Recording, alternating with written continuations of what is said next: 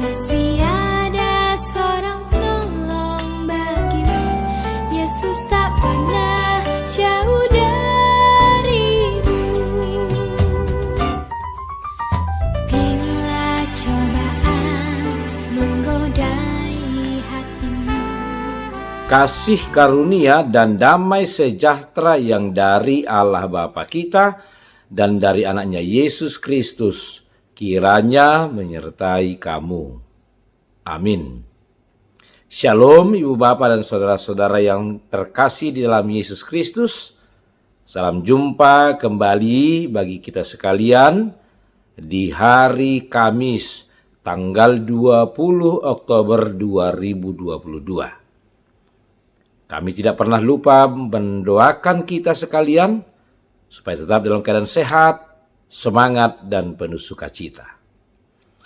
Ibu Bapak dan saudara-saudara, di hari ini firman Tuhan yang menyapa kita diambil dari kitab Yesaya pasal 37 ayat yang ke-16. Mari kita dengarkan demikian firman Tuhan. Ya Tuhan, semesta alam, Allah Israel, yang bertahta di atas kerubim. Engkaulah yang menjadikan langit dan bumi. Demikian firman Tuhan. Ditekan kecemasan, berdoalah kepada Tuhan. Itulah topik sapaan bagi kita pada hari ini. Ibu Bapak dan saudara-saudara, apa yang kita lakukan ketika dalam kehidupan kita ini kita mengalami kecemasan-kecemasan atau ketakutan-ketakutan, kekhawatiran-kekhawatiran akibat dari tekanan-tekanan kehidupan yang kita alami? Adakah kita yang memendamnya sendiri dalam hati kita? Atau adakah di antara kita yang kemudian menjadi bercerita, memberitahukan tekanan-tekanan, kecemasan, ketakutan, dan kekhawatiran yang kita alami itu kepada orang lain?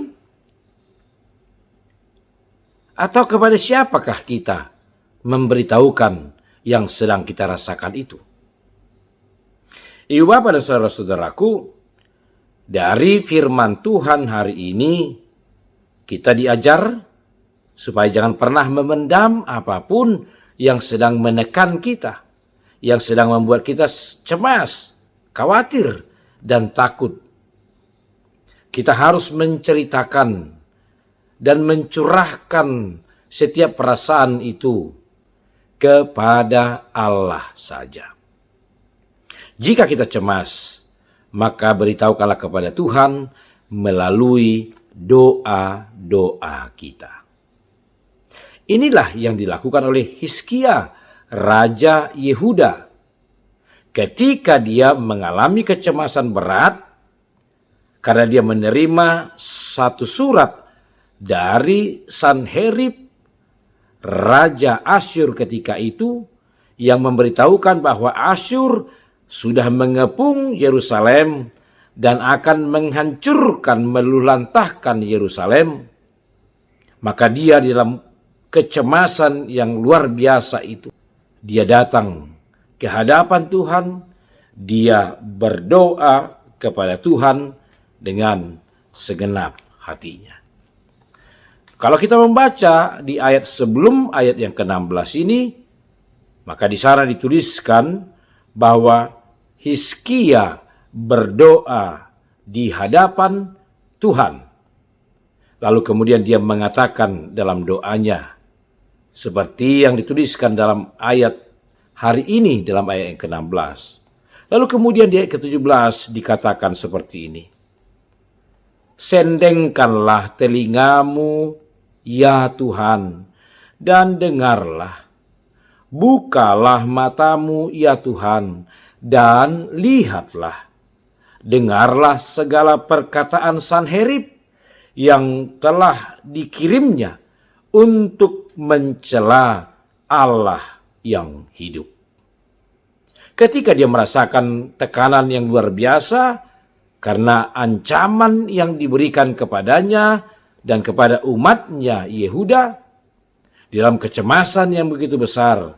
Yang Hizkia lakukan adalah datang ke hadapan Allah, berdoa kepada Allah, dan bermohon kepada Allah.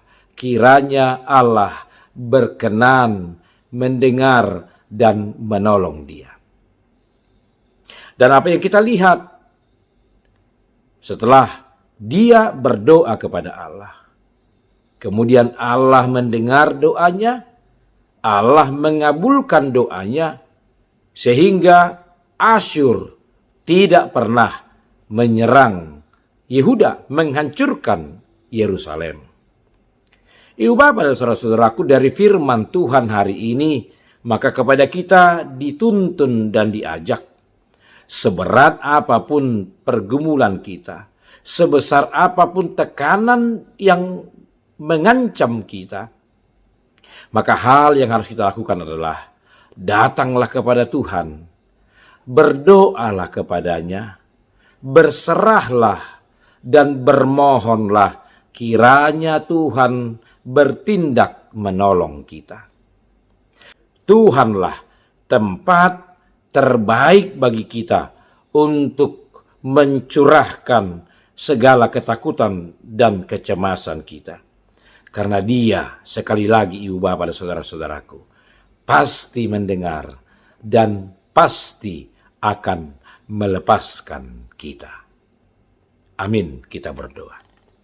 Terima kasih Bapa di sorga untuk firman-Mu yang telah menyapa kami di hari ini.